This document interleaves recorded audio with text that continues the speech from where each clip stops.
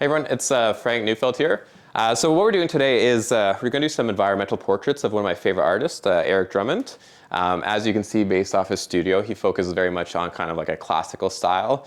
Pretty much based off kind of like the Renaissance masters, is that right? Yeah. So the idea here is to really kind of talk about creative influence and inspiration for work of any sort of creative kind, whether it's photography, painting, film, etc. The notion that the broader your range of influence is, the better informed your creative work will be. So we're going to aim to actually take some inspiration from some of these old masters in terms of how we light Eric for his portraits, and then kind of also take a modern twist on that and start incorporating some kind of like more commercial styles as well. So anyways, I'll let him talk about his kind of artistic journey and background. Eric J. Drummond. I was naturally born in Ottawa, and I was raised in London, and I'm a son of two immigrants, Portuguese and Italian, and that kind of culture is a huge influence on my taste and who I am as a person, you know. I think when I was young, I didn't understand what I wanted to be, really. I was very indecisive about taking the leap of faith into being an artist, because you're told all your life that it's not a lucrative journey, or it's not something, not necessarily in vogue, but you know, be a doctor, be a lawyer, be a teacher, be something safe. And I went to university for art history. I wanted to be a professor, and I wasn't making any work. And I dropped out because it was just, it didn't feel fulfilling.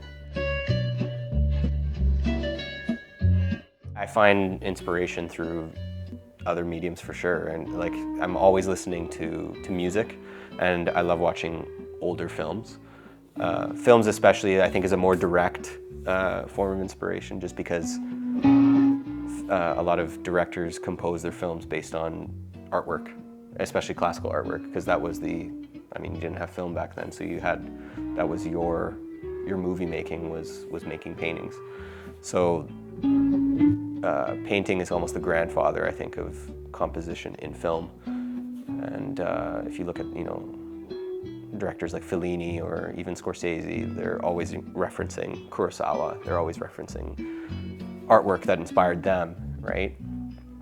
Music is, I think, the sister or the sibling to painting.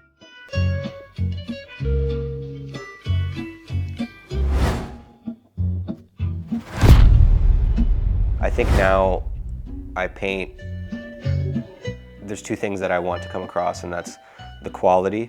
I want my work to represent quality, because I treat myself as a person of quality.